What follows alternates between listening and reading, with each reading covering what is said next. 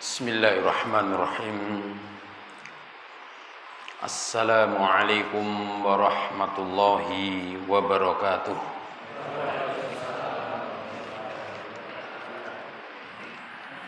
Innal hamdalillah nahmaduhu wa nasta'inuhu wa nastaghfiruh wa na'udzu billahi min syururi anfusina wasayyiati a'malina may yahdihillahu fala mudhillalah wa may yudlil falan tajida lahu waliyan mursyida. Ashhadu an la ilaha illallah wahdahu la syarikalah wa ashhadu anna Muhammadan abduhu wa rasuluhu la nabiyya wa la rasula ba'dah. Allahumma salli wa sallim ala nabiyyina Muhammad wa ala alihi wa ashabihi wa man tabi'ahum bil huda wa bil ihsani ila yaumil qiyamah. Rabbi shrah li sadri wa yassir li amri wahlul 'uqdatan min lisani yafqahu qawli, amma ba'd. Fa inna asdaqal hadithi kitabullah wa khairal hadi hadi Muhammadin sallallahu alaihi wasallam wa syarrul umuri muhdatsatuha fa inna kulla muhdatsatin bid'ah wa kulla bid'atin dhalalah wa kulla dhalalatin finnar. Ma'asyiral muslimin, saudaraku kaum muslimin yang semoga senantiasa diberkahi dan dirahmati oleh Allah tabaraka wa ta'ala. Sahabat yang mulia Abu Hurairah radhiyallahu ta'ala anhu, beliau pernah menyampaikan sebuah sabda dari Rasulullah sallallahu alaihi wasallam. Innallaha qala, Allah tabaraka wa ta'ala berfirman. Kalau Allah berfirman tetapi tidak di dalam Al-Quran, naminipun hadis qudsi, man adali waliyan, dawuh Rasulullah ngaturaken napa ingkang dipun aturaken dening Allah taala, sinten kemawon ingkang memusuhi wali-waliku, faqad adzantuhu bil harbi, maka orang tersebut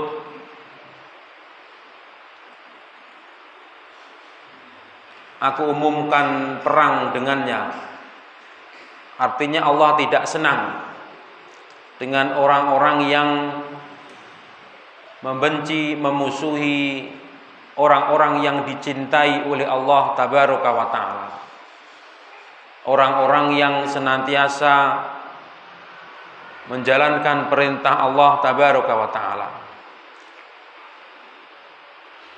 Dalam riwayat yang lainnya, Rasulullah sallallahu alaihi wasallam melarang, la tasubbu ashabi, kalian jangan pernah sekali-kali mencela para sahabatku. Fawalladzi nafsi biyadihi, demi yang jiwaku berada di tangannya, demi Allah maksudnya. Rasulullah bersabda, lau anna ahadakum anfaqa mithla uhudi dzahaban, seandainya salah seorang di antara kalian menginfakkan hartanya meskipun harta itu sebesar gunung Uhud berupa emas, ma adraka mudda ahadihim wala nasifahu, tidak akan menyamai sedekah yang dilakukan oleh para sahabat itu, meskipun para sahabat itu bersedekah hanya 1 mud sedikit dari genggaman manusia. Wala nasifahu, meskipun juga separuhnya tidak akan bisa menandingi infaknya para sahabat tersebut, meskipun nilainya sedikit dalam pandangan kalian. Para ulama termasuk Al-Imam Az-Zahabi menyampaikan hadis-hadis yang seperti ini beliau masukkan dalam pembahasan Al-Kabirah, termasuk dosa besar, yaitu apa? Subbu ahadin minas sahabah. Tidak boleh karena ini mencela, merendahkan, menjatuhkan harga diri para sahabat yang ditakdirkan pernah menemani Nabi Muhammad SAW dan mati dalam keadaan muslim, ridwanullah alaihim. Hadis-hadis ini disampaikan bahwasannya menunjukkan tentang keutamaan para sahabat Nabi Muhammad sallallahu alaihi wasallam. Banyak riwayat atau hadis yang lainnya yang menjelaskan tentang keutamaan para sahabat. Tidak boleh mencelanya, tidak boleh meremehkannya, tidak boleh merendahkannya, hatta meskipun mereka mungkin kalau kita pelajari nanti seperti yang dihembus-hembuskan orang yang tidak senang dengan para sahabat, ada perjalanan kehidupan mereka yang mungkin akan membuat kita berkomentar buruk kepada mereka. Tidak boleh. Orang belakangan mempelajari sejarahnya para sahabat, kemudian seolah dia melebihi keutamaannya, melebihi para sahabat Nabi Muhammad sallallahu alaihi wasallam. Mereka adalah orang-orang yang bersamanya dengan Nabi itu bukanlah kebetulan, tapi memang dipilihkan oleh Allah untuk menemani Nabi. Ini dijelaskan oleh Rasulullah sendiri. Innallaha ikhtarani wa ikhtarali ashaban. Allah telah memilihku dan memilihkan para sahabat untuk diriku. Faja'ala li minhum muzara'a wa ansara wa ashara. Faman sabbahum, siapa yang mencela mereka para sahabatku itu, fa'alaihi la'natullahi wal malaikati wan nasi ajma'in. Sampai ada orang yang mencela dan merendahkan para sahabatku, Rasulullah menjelaskan, mendoakan laknat Allah diberikan kepada mereka oleh Allah. Mereka juga akan dilaknat para malaikatnya Allah. Mereka juga akan dimusuhi kaum wahid dari kalangan manusia yang cinta kepada Allah seluruhnya. Dan nanti di hari kiamat, la yaqbalullahu minhu yaumal qiyamati sarfa wala adla. Hati-hati, nanti di hari kiamat dia akan mendapatkan hukuman itu dari Allah Subhanahu wa ta'ala. Makanya tidak heran kalau mereka para sahabat seperti Ibnu Mas'ud, beliau menyampaikan bahwasannya innallaha yanzuru ila qulubil ibadi.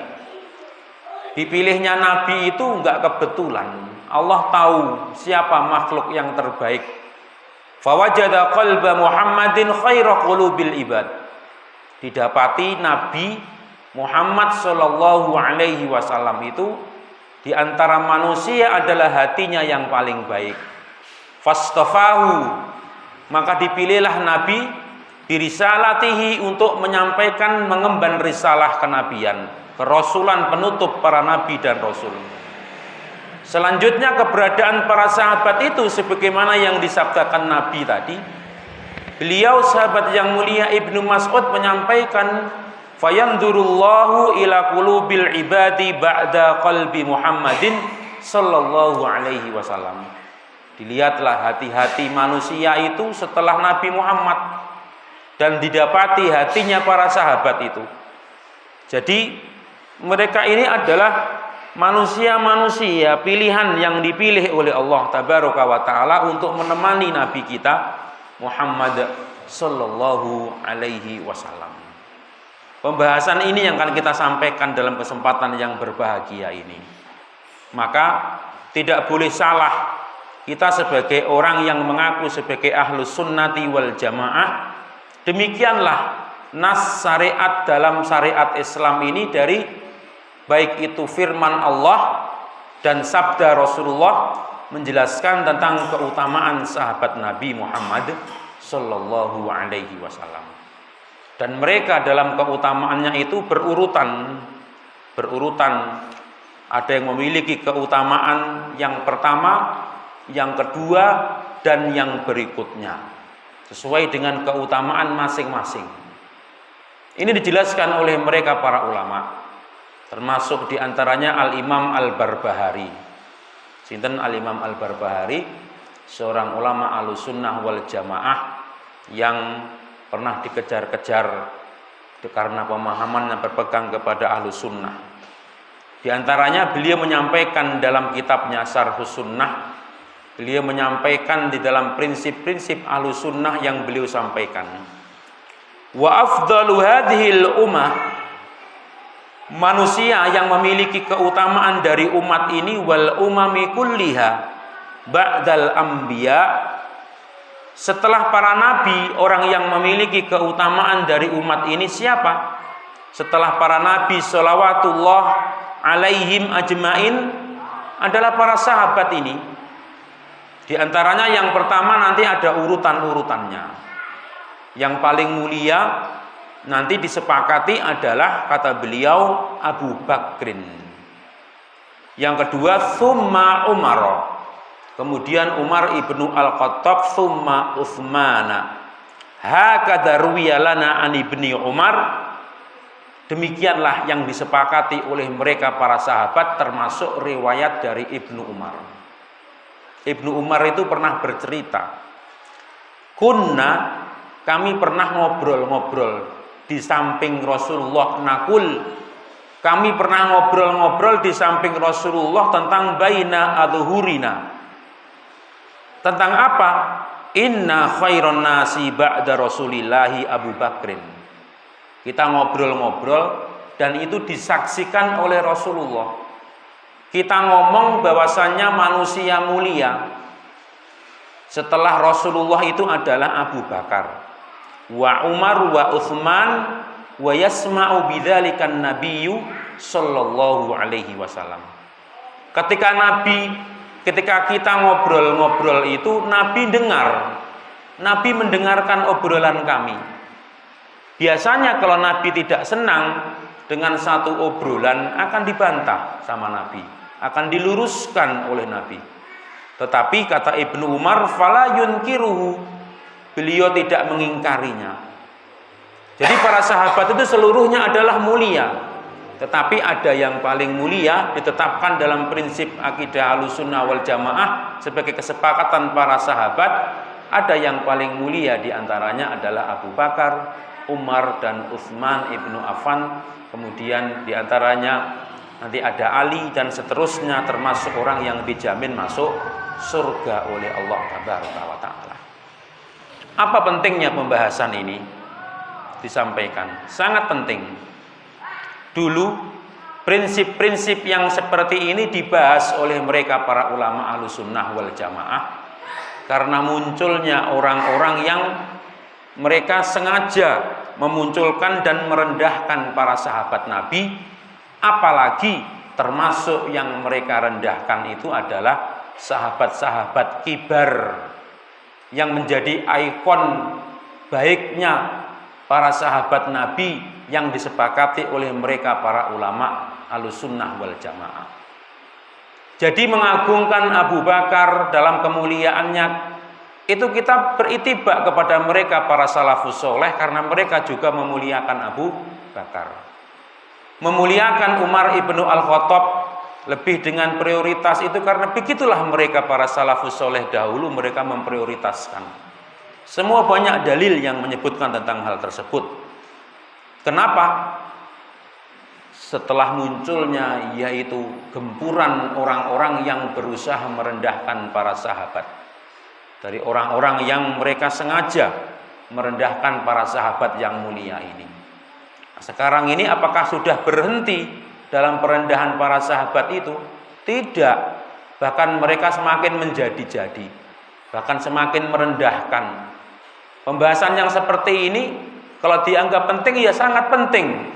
Karena banyak orang-orang yang berusaha mengkaburkan kemuliaan mereka para sahabat, karena mereka sebagai sumber-sumber ilmu, sumber-sumber risalah kenabian ini diajarkan oleh mereka para sahabat Nabi.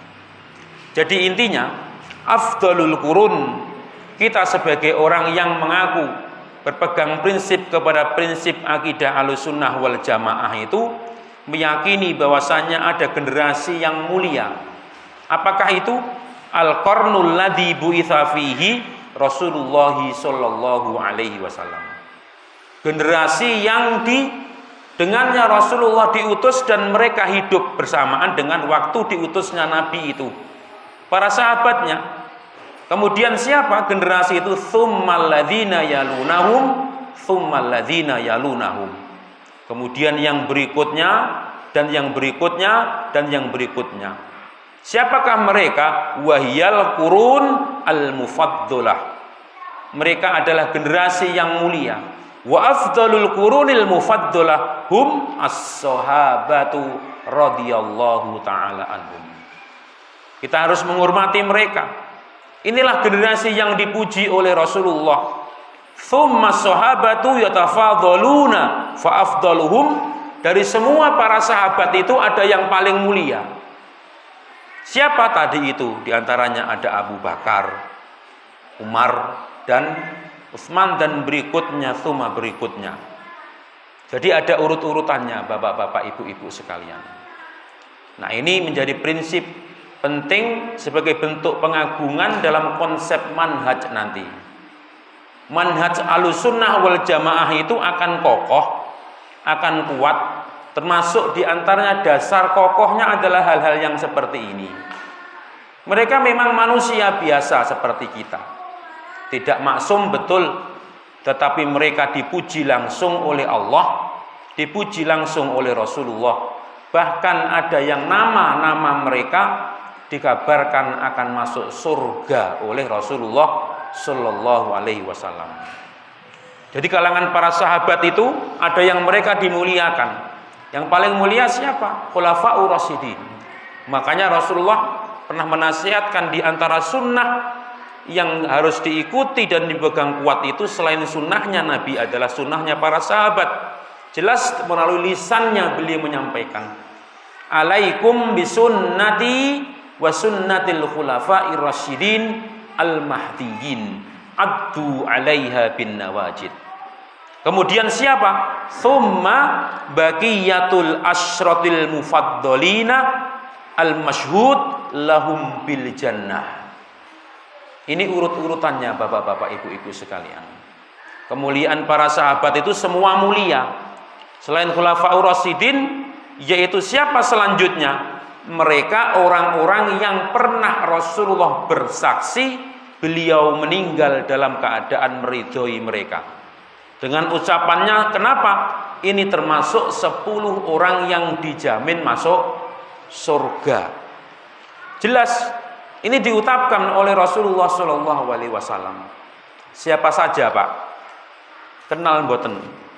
Nama-nama sahabat ingkang dipun aturaken dening Rasulullah, 10 orang yang disebutkan dijamin masuk surga dalam satu hadis.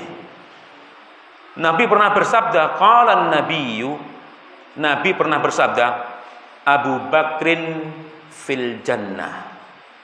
Abu Bakar wa Umar fil jannah wa Aliyu fil jannah wa Utsmanu fil jannah wa Talhatu fil jannah wa Zubairu fil jannah, Zubair bin Awam, wa Abdurrahman ibnu Auf fil jannah. Ampun pinten pitu nggih. Selanjutnya wa Sa'd bin Abi Waqqas fil jannah wa Sa'id bin Zaid fil jannah. Pinten songo. Setunggah make Abu Ubaidah Amir bin Al-Jarrah fil jannah. Ini kemuliaan para sahabat.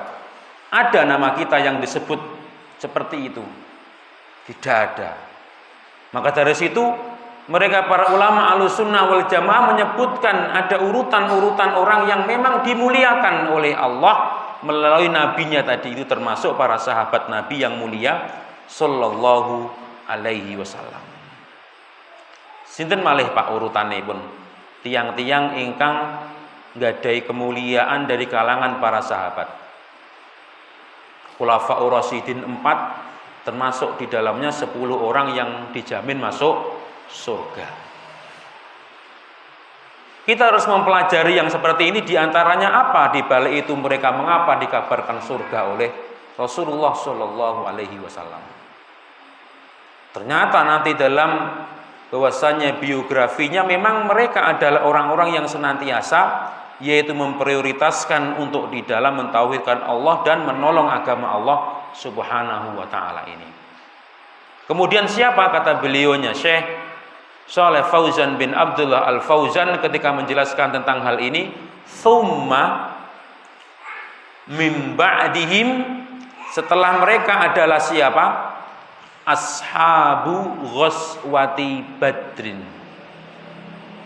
Para sahabat yang mereka pernah ikut perang Badar. Muliaannya. Ini awal-awal perang Badar niku perang termasuk yang dilakukan awal-awal Islam pada tahun pinten? 2 tahun setelah hijrahnya Nabi dari kota Mekah menuju kota Madinah. Jumlahnya namung sekedhik ingkang tumut perang niki wau. Tapi semangatnya luar biasa di dalam membela Islam. Nanti kita belajar mengapa kok sampai begitu mereka dikabarkan sebagai memiliki keutamaan tersebut, memang luar biasa. Selanjutnya siapa? Syekh Shalih Fauzan bin Abdullah Al-Fauzan ketika menjelaskan penjelasan apa yang disampaikan Al-Imam Al-Barbahari itu, beliau menyampaikan tsumma ashabu bai'atir ridwan. Orang yang pernah ikut berbaiat di bawah syajaratur ridwan. Ketika disebutkan bai'atur ridwan, syajaratur ridwan, ngoten niku panjenengan sami langsung teringat kisah nopo supe. Pak. Hah? Supe. Riyen nate dipun bahas to. Wonten masjid niki sampun nate dipun bahas tentang sirah nabawiyah lirin nggih. Nggih, leres napa mboten? Nanging supe. Hah? Supe nggih. Nggih ngeten niki, ngaji njiping. Ngaji njiping, ngaji namung ngrungokne damel ning mboten dicatet. Lek perang Badar ingat Pak nggih. Masyhur nggih. Sami ingat nggih perang Badar. 2 Hijriyah, meskipun ada syariah sebelumnya. Ini perang Badar ini terkenal sebagai peperangan yang dahsyat terjadi awal-awal Islam tahun ketika awal beliau hijrah ke kota Madinah melawan orang Quraisy. Kalau syajaratur ridwan, bai'atur ridwan niku nggih menika kisah tentang setelah terjadinya Napa? Ghazwatul Ahzab. Perang Ahzab. Setelah terjadi perang Ahzab atau perang Khandaq niku pun boten wonten keberanian musuh-musuh dari orang-orang Quraisy dan suku-suku yang lainnya untuk menyerang kota Madinah.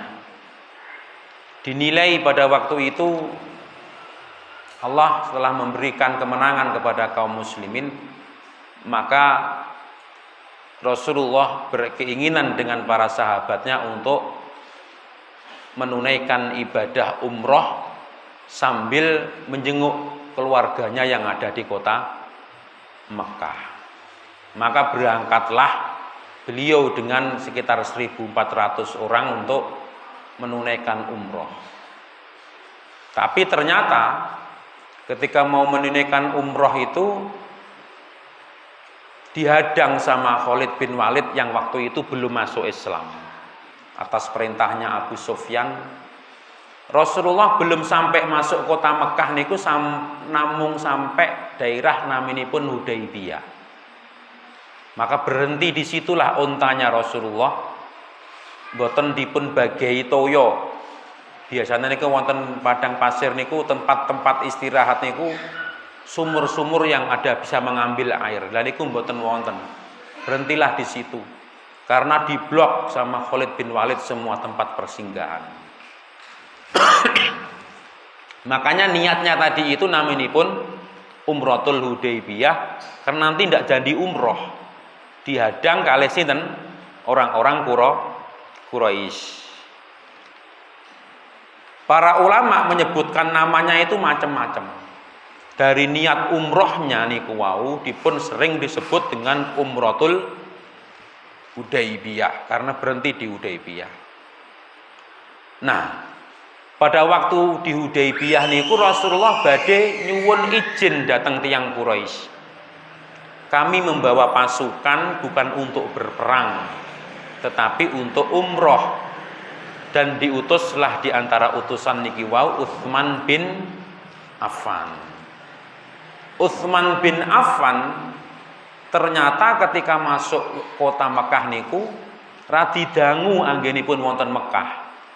Sampai terdengar isu kabar Utsman bin Affan dibunuh. Akhiripun Rasulullah berkumpul dengan para sahabatnya wonten Hudaybiyah niki wau di sebuah pohon yang kemudian nanti turun ayat Allah ridho kepada orang itu. Ini dalil bahwasanya orang itu sahabat yang ikut berbaiat dalam sajarat bawah pohon ridwan atau namanya karena turun ayat mereka diridhoi oleh Allah. Sampai pohonnya juga kemudian dinamakan sajaratu ridwan. Jadi ketika Ahlussunnah wal Jamaah menetapkan kemuliaan para sahabat, mereka itu mulia. Tidaklah mereka para ulama itu menetapkan kecuali berdasarkan dengan dalil. Kita mengatakan mulia karena Allah meridhoi dalam ayat tadi dan yang turun diridhoi mereka oleh Allah buah dari baiatnya kepada Nabi yang bertekad untuk akan membela kaum muslimin termasuk darahnya Utsman. Maka apapun yang terjadi kita masuk saja kota Mekah untuk menuntut kezaliman ini. Ternyata niki wau dipun dengar dening Abu Sufyan. Takutlah mereka. Takut akhirnya mengutus Suhail bin Amr untuk melakukan perjanjian. Nah, perjanjian niki wau terkenal dengan Sulhul Hudaybiyah. Dados istilahipun kathah wonten ahli sejarah. Enten Umratul Hudaybiyah, enten Sulhul Hudaybiyah, enten Baiatul Hudaybiyah, enten Baiatu Sajarati Ridwan. Ngaten. Sampun eling nggih. Nah, orang yang pernah ikut berbaiat di bawah pohon yang dengan Sajaratul Ridwan yang kemudian terkenal Baiatul Ridwan niki wau dari kaum Muhajirin niki wau wal Ansor niki wau termasuk orang yang mulia. Kenapa? Allah meridhoi mereka, turun ayat yang menjelaskan tentang keridhaan Allah. Artinya ketika Ahlussunnah wal Jamaah kaum muslimin menetapkan bahwasanya mereka mulia itu tidak sembarangan, semuanya berdasarkan dengan dalil, begitu. Termasuk orang yang ikut perang Badar itu Rasulullah juga menyebutkan kalau mereka melakukan kesalahan, semoga Allah mengampuni mereka. Kemudian siapa orang di antara para sahabat itu yang mulia? Urut-urutannya. Setelah 10 orang yang dijamin masuk surga, yang pernah ikut perang Badar, kemudian yang pernah berbaiat di bawah Syajaratul Ridwan, tsummal ladzina aslamu wa hajaru qoblal fathi. Orang yang pernah masuk Islam yaitu sebelum terjadinya Fathu Mekah. Kemudian siapa? Kata Syekh Shalih Fauzan bin Abdullah Al-Fauzan ketika beliau menjelaskan, wa afdalu minal ladzina aslamu wa hajaru ba'dal fathi fahum yatafadhaluna hasba sabiqatihim fil Islam. Baru kemudian orang yang pertama kali masuk Islam, wa maqamihim fil Islam, dan orang-orang yang memiliki kedudukan mulia dalam Islam itu siapa? Walahumul fadilah al-ammah allati la yablughuha ahadun wa hiya as-suhbatu li Rasulillahi sallallahu alaihi wasallam. Itulah urut-urutannya. Maka nanti pembahasannya orang yang Allah mengkabarkan memujinya di dalam firman-firmannya. Rasulullah memujinya, bahkan ada yang disebut namanya. Nanti ada lagi yang disebut namanya. Di antaranya kemarin ada Rumaiso, perempuan surga, ibunya Anas bin Malik. Nah, demikian. Falladhi yata'anu fihim, maka orang yang berani mencela orang-orang yang seperti ini, yubghituhum, atau mereka benci kepada mereka, puncaknya Pak, kita itu harus berhati-hati. Beliau Syekh Shalih Fauzan bin Abdullah Al-Fauzan, orang yang berani mencela orang-orang yang dimuliakan Allah, dimuliakan oleh Rasulullah, ini bisa terindikasi kafirun billahi. Ini bukan pembahasan sepele, ini pembahasan besar. Rasulullah melarang mencela mereka, kemudian ada ke orang yang mencelanya, maka hati-hati. Apa ada orang yang mencela? Banyak. Mereka itu merendahkan para sahabat Nabi, para orang-orang orientalis, dan kemudian diikuti orang-orang Islam yang mengaku liberal itu kalau menjelekkan para sahabat enteng aja dia itu.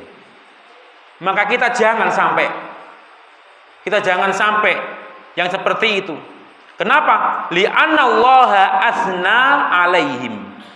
Karena Allah athna, memuji mereka. Allah memuji mereka, wa madahahum wahtarahum li suhbati nabiyyi Muhammadin. Mereka itu orang-orang pilihan yang dipilih oleh Allah untuk menemani Nabi Muhammad sallallahu alaihi wasallam. Maka jelas beliau menjelaskan, Syekh Shalih Fauzan bin Abdullah Al-Fauzan, falladhi yata'anu fis suhbati au yukaffiruhum, atau bahkan wal iyadu billah, ada orang itu yang mengaku Islam, mereka mengkafirkan mereka para sahabat. Hati-hati.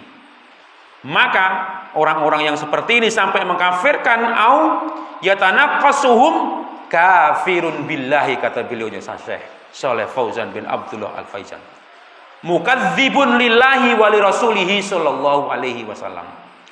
Orang yang seperti itu telah mendustakan Allah, mendustakan Rasulullah sallallahu alaihi wasallam. Kenapa? Karena Allah telah memuji mereka. Dalam firman-Nya banyak ayat-ayat di dalam Al-Qur'an, termasuk di antaranya wasabiqunal awwaluna minal muhajirina wal ansor. Jelas dijelaskan oleh Allah tabaraka wa ta'ala. Maka dari situ kita harus berhati-hati dengan yang seperti ini, yaitu mencela dan merendahkan mereka para sahabat Nabi Muhammad sallallahu alaihi wasallam. Apa ada? Banyak. Maka kata Rasulullah Shallallahu Alaihi Wasallam, maka orang-orang yang seperti ini kamu harus berhati-hati. Rasulullah menyampaikan nanti akan datang wasayati kaumun, kata Rasulullah, akan datang orang-orang satu kaum mim ba'dikum, setelah kalian wahai para sahabatku, yaitu yasubbunahum, enteng aja dia mencela para sahabat Nabi. Fala tujalisuhum, kata Rasulullah Shallallahu Alaihi Wasallam, jangan sekali-kali kamu kalau bertemu dengan orang yang seperti itu, kalian duduk bermajelis dengan orang yang seperti itu. Wala tuakiluhum, jangan kalian kok sampai makan-makan dan minum-minum. Wala tusyaribuhum wala tunakihuhum, jangan menikahkan anak-anak kalian dengan mereka. Wala tusallu ma'hum, jangan ikut bersama dengan mereka dalam sholatmu. Wala tusallu alaihim, jangan mendoakan mereka. Nah, demikian. Ini sebagai nasihat, karena termasuk dan jelas orang yang termasuk mencela para sahabat Nabi itu jelas, dan bahkan mereka mengkafirkan Abu Bakar, mereka mengkafirkan Umar, mereka bahkan dulu pernah membunuh Utsman bin Affan, mengkafirkannya. Banyak sekarang itu orang itu bahkan bersahabat dan berteman. Ini nasihat Nabi. Dulu pernah dinasihatkan oleh Rasulullah untuk kita berhati-hati dengan orang-orang yang seperti itu. Siapa Pak orang-orang yang seperti ini? Masyhur di antara mengapa dulu mereka para ulama Ahlussunnah wal Jamaah mengatakan di antaranya bahkan orang yang seperti itu bukan bagian dari Islam. Menyebutnya mereka termasuk orang-orang Syiah. Jelas disebut oleh mereka para ulama itu Syiah. Itu bahkan bukan bagian dari Islam meskipun mereka mengaku Islam. Sekarang ini menjadi rumit ketika bahkan kemudian atas nama Islam mereka bahkan kadang banyak yang mereka bekerja sama. Kenapa tidak takut dengan apa yang disampaikan dengan Rasulullah Shallallahu Alaihi Wasallam ini? Begitu maksudnya. Sudah parah akhirnya penyimpangan kalau orang yang telah menghina para sahabat Nabi ini kemudian dijadikan teman-teman dekat, maka kita harus berhati-hati, tinggal menunggu yaitu apa yang disampaikan oleh Rasulullah Shallallahu Alaihi Wasallam. Jelas loh Pak, penghinaan mereka kepada, jangankan kok sahabat-sahabat yang biasa, bahkan sahabat dari ikon besarnya sahabat dari Khulafaur Rasyidin saja dihina oleh mereka. Ini seperti yang disampaikan oleh Syekhul Islam Ibnu Taimiyah. Yaqulu Syekhul Islam fil Wasitiyah, man ta'ana fi khilafati wahidin min haula'i. Bahkan siapa mereka yang mencela salah satu dari Khulafaur Rasyidin ini, fahuwa adallu, orang tersebut telah menyimpang. Para ulama itu jelas dalam mereka itu. Min himari ahlihi li'annahu mukhalifun li ijma'il muslimin. Jadi mencintai para sahabat, apalagi sahabat dari Khulafaur Rasyidin, memuliakannya itu adalah bagian dari prinsip akidah Ahlussunnah wal Jamaah. Kemudian kok ada orang yang mencela mereka, maka hati-hati, kata Syekhul Islam Ibnu Taimiyah, qad adallu, orang tersebut telah menyimpang. Pembahasan ini enggak sepele. Dulu disampaikan mereka para ulama berdasarkan dengan dalil. Jangan sampai kita terjebak ikut andil dan berteman dengan mereka dan kemudian akhirnya tertular dengan penyimpangan-penyimpangan yang mereka lakukan. Annal muslimina ajma'u, kata Syekhul Islam Ibnu Taimiyah, disebutkan bahwasanya seluruh kaum muslimin itu telah sepakat. Dengan apa? Taqdim ala taqdimi Abi Bakrin fil khilafah. Tapi mereka menentangnya, menghembus-hembuskan hadis-hadis palsu, menghina Abu Bakar As-Siddiq. Thumma taqdim Umar ba'dah. Kemudian yang dimuliakan siapa? Umar bin Khattab. Tetapi justru mereka malah mengkafir-kafirkan Umar bin Khattab. Demikian. Thumma Utsman, thumma Ali. Para ulama itu menjelaskan kalau prioritas Utsman dan Ali mana yang lebih mendapatkan prioritas. Kalau dalam urusan kekhilafahan, Ahlussunnah sepakat Utsman dulu. Dalam keutamaan, kata mereka para ulama berdasarkan dengan dalil, ada yang menyebutkan Ali, seperti hadis yang disampaikan Nabi tadi itu Ali baru Utsman. Tapi kalau masalah urusan khilafah, karena yang terpilih pada waktu itu adalah Utsman bin Affan. Falladhi yuqaddimu aliyan wa yaqulu huwa ahaqqu bil khilafah hatta min Abi Bakrin. Ada orang-orang itu yang memperkeruh dalam pengkafiran para sahabat ini, bahkan mereka menyampaikan seharusnya yang menjadi khalifah itu Ali bin Abi Thalib, bukan Abu Bakar. Jangankan kok Ali, jangankan kok Abu Bakar, bahkan dalam penyimpangan yang mereka hembus-hembuskan, yang jadi nabi itu seharusnya Ali, katanya demikian. Memang dari awal orang-orang ini memperkeruh dan ini memporak-porandakan akidah kaum muslimin. Mereka menyebutkan gara-gara Ali diangkat anak oleh Nabi, dipelihara, diasuh sejak kecil, mereka akhirnya Jibril salah menurunkan wahyu. Kemarin sudah dibahas Pak Nggih, tentang keimanan kepada malaikat. Tidak ada. Makanya diantara prinsip orang-orang jahiliyah itu, dalam masail jahiliyah itu mereka membenci malaikatnya Allah, termasuk Jibril. Katanya Jibril salah memberikan wahyu, katanya demikian. Ini penyimpangan yang mereka ajarkan. Hatta min Abi Bakrin. Makanya orang ini dalam sejarah peradaban bikin rusuh terus Pak.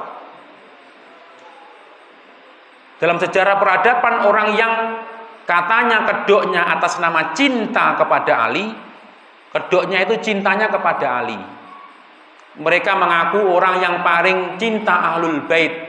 Katanya siapa? Ali bin Abi Thalib. Padahal mereka itu orang yang juga termasuk mendolimi Ali bin Abi Thalib nanti akhirnya. Ketika ada Ali dengan Ibunda Aisyah, mereka perkeruh permasalahannya. Ali dengan sahabat Muawiyah, mereka perkeruh permasalahannya. Sampai kemudian ketika Ali berdamai dengan sahabat Muawiyah dalam perang Siffin, akhirnya mereka bahkan memberontak kepada Ali bin Abi Thalib. Memang mereka itu pembohong, mengatasnamakan cinta kepada Ahlul Bait, kepada Ali bin Abi Thalib, padahal para ulama sepakat mereka itu adalah orang-orang yang memiliki penyimpangan-penyimpangan. Nah, maka dari situ pembahasan tentang hal yang seperti ini dalam konsep manhaj, dalam prinsip akidah Ahlussunnah wal Jamaah harus kita yakinkan, kita teguh. Napa dek wingi prinsip akidah Ahlussunnah dari sifat-sifatipun? Tas eling nemu mboten? Dikon apa sekawan? Selain ingkang kaping sepindah, taqdimu kitabillahi wa sunnati rasulih, napa? Ittiba'us sunnatin nabi Rasulullah dan ittiba'us sabiqinal awwalina minal muhajirina wal ansor. Jadi pengagungan terhadap sunnah, pengagungan terhadap hadis Nabi, pengagungan sebagai pengakuan kita sebagai orang yang meniti manhaj salaf, itu adalah yang ketiga ini nggak boleh dilupakan pembahasan kita ini. Ittiba'us sabiqinal awwalina minal muhajirina wal ansor. Kok kemudian mengaku sebagai Ahlussunnah wal Jamaah bersikap terhadap sikap antara Ali dan Muawiyah bin Abi Sufyan saja salah pengagungannya dan menjelek-jelekkan, ikut seperti orang orientalis, ikut-ikut seperti orang Syiah, menjelek-jelekkan sahabat Muawiyah bin Abi Sufyan, maka dalam prinsip yang ketiganya ini perlu dipelajari kembali. Jadi selain mengagungkan Al-Quran, hadis Nabi, dalam konsep meniti manhaj yang lurus itu adalah memuliakan para sahabat Nabi. Tidak sepele, ini pembahasan penting karena yang membedakan orang-orang Ahlussunnah dengan yang lainnya diantaranya adalah kecintaannya kepada para sahabat Nabi. Bukan cinta modus seperti orang-orang Syiah yang menyatakan cinta kepada Ali, tapi ujung-ujungnya mereka yang memberontak dan yang membunuh Ali bin Abi Thalib. Katanya mengikuti Ali bin Abi Thalib. Nah, demikian dalam sejarahnya. Jadi jelas. Nah, orang-orang yang seperti ini biasanya mereka tidak senang kalau dalam pembahasan agama itu kita mengutip sahabat berkata demikian, menjelaskan hadis Nabi. Sahabat berkata demikian dari Nabi, menjelaskan ayat-ayat dalam Al-Quran. Jadi dalam konsep manhaj yang ketiga, jangan lupa, yaitu memprioritaskan kecintaan kepada para sahabat Nabi Muhammad Sallallahu Alaihi Wasallam. Kita menyampaikan ini adalah berdasarkan dari yang dijelaskan oleh Rasulullah. Masing-masing yang disampaikan oleh Syekh Shalih Fauzan ini ada dalilnya. Mengapa kok sahabat Abu Bakar yang dipilih sebagai yang terbaik? Banyak para sahabat yang bersaksi, dan Ibunda Aisyah, diantaranya Umar bin Khattab, diantaranya Ammar bin Yasir, termasuk Ibnu Abbas. Banyak riwayat-riwayat yang disampaikan dalam prinsip akidah Ahlussunnati wal Jamaah. Tapi mereka enteng saja mengkafirkan Abu Bakar, enteng saja mereka mengkafirkan Umar bin Khattab. Maka kata Rasulullah, nasihatnya yaitu hati-hati dengan orang-orang yang seperti itu. Jangan kalian, kata Rasulullah, yaitu tujalisuhum, jangan dekat-dekat, duduk-duduk atau bermajelis dengan orang-orang seperti itu. Kalau ada orang yang riwayat dalam pemahamannya mereka mengkafirkan para sahabat, Rasulullah menasihatkan demikian. Wala tujalisuhum wala tuakiluhum wala tusyaribuhum wala tunakihuhum wala tusallu ma'hum wala tusallu alaihim. Nah, demikian. Ini sekaligus sebagai penetapan bahwasanya tidak, atau kritikan kita kepada orang-orang yang bermudah-mudahan, yaitu melakukan hubungan baik dengan orang-orang yang jelas-jelas mencela dan mengkafirkan para sahabat Nabi Muhammad Sallallahu Alaihi Wasallam. Kalau Rasulullah saja melarang, kemudian dia dekat-dekat dengan orang seperti itu, mau dibawa kemana umat ini ke depannya? Prinsip dalam manhaj, dalam bercinta kepada Allah dan Rasulullah dan orang-orang yang para sahabatnya saja salah. Padahal ini prinsip dari makna puncak kalimat syahadat, termasuk al-wala. Apakah itu? Yaitu hubbullahi wa hubbur rasuli wa hubbus sahabati. Dalam makna mencintai sahabat Nabi saja salah. Demikian.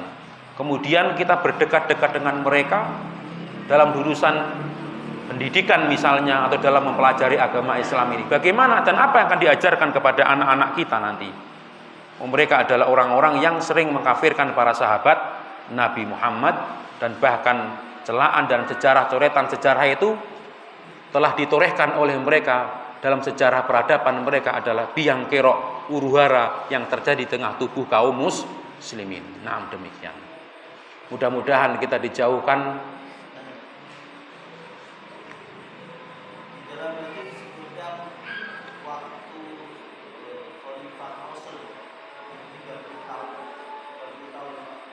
Iya. Iya.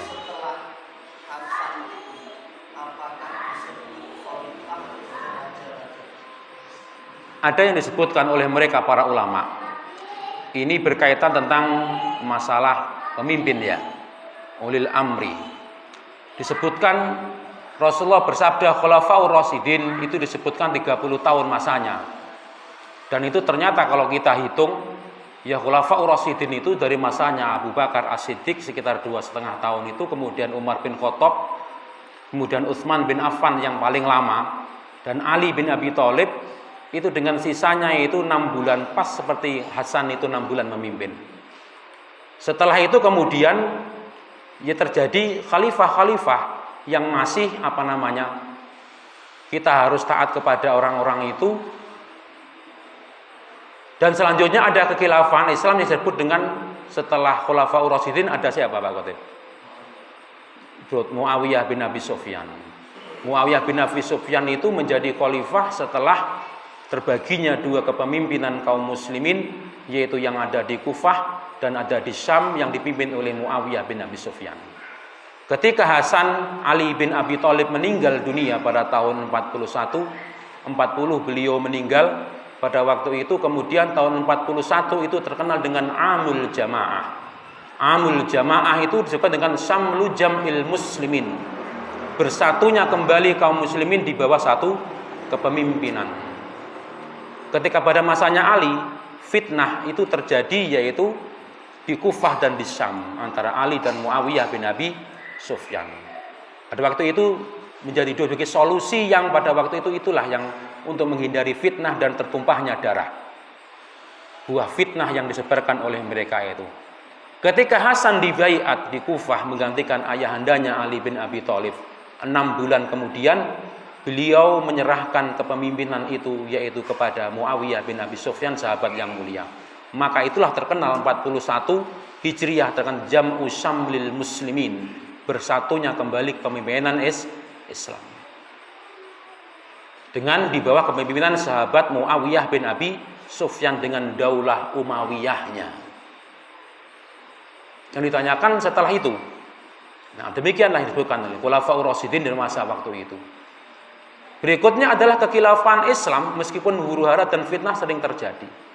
Termasuk sahabat Muawiyah bin Abi Sufyan itu beliau memimpin dari 41 sampai kemudian 60 tahun 60 Hijriah pada waktu itu 61 kemudian diantaranya anaknya. Dan Muawiyah bin Abi Sufyan itu ketika memilih Yazid itu sedikit berbeda dengan apa yang ditempuh oleh para sahabat yang lain sebelumnya dengan sistem syuro musyawarah. Abu Bakar dengan pilihan-pilihan terpilih oleh Abu Bakar.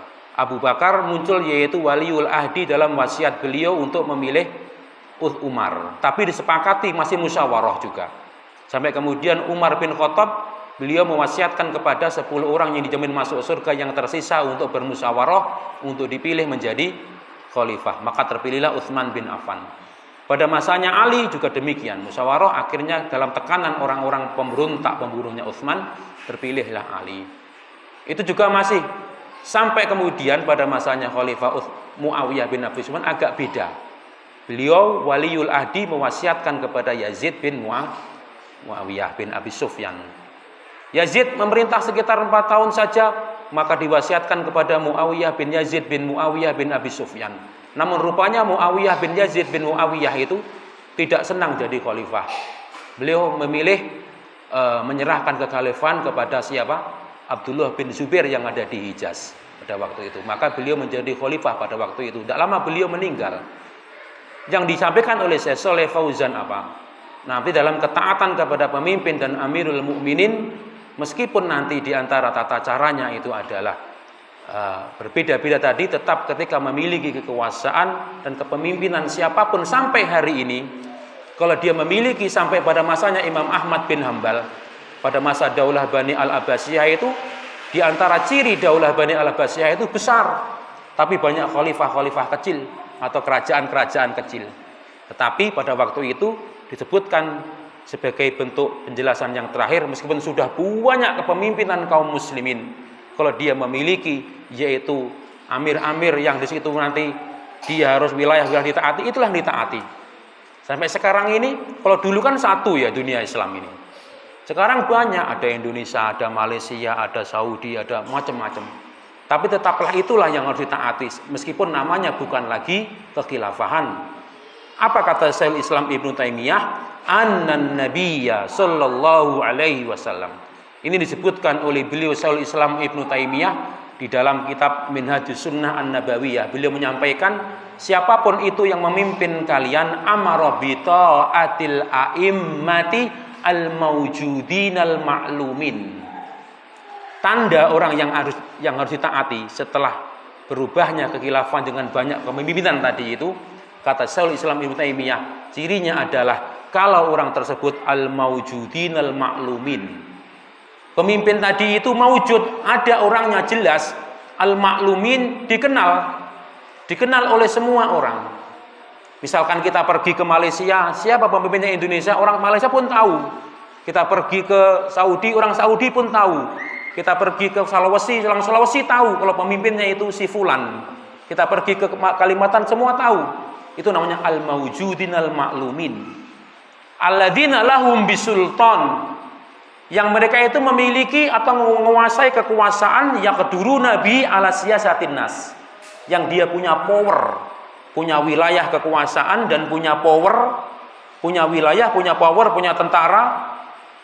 Bukan amir-amir atau kepemimpinan yang sering banyak dilakukan belakangan ini. Belakangan ini kan ada ormas, berkumpul banyak orang, mengangkat sebagai ketua, sebagai ormasnya. Dialah sebagai amir kita. Bukan itu. Bukan amir-amir ormas yang nggak punya wilayah.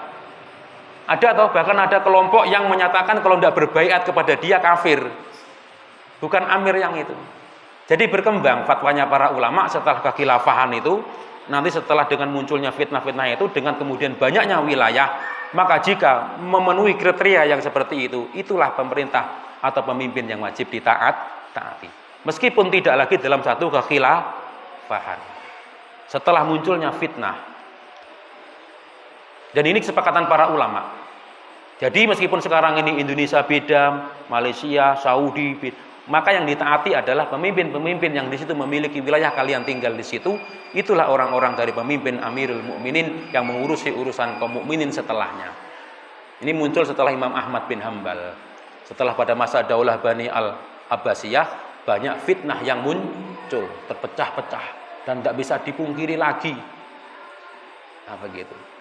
Allahu ta'ala alam. Tapi Khulafaur Rasyidin disebutkan menang betul 30 tahun diukur, yaitu 4 khalifah termasuk 6 bulan dari Hasan bin Ali bin Abi Thalib.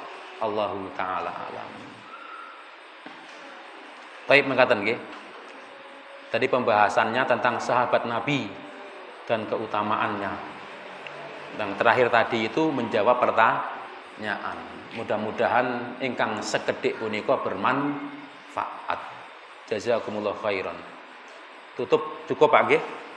Kita tutup dengan doa kafaratul majelis. Subhanallah.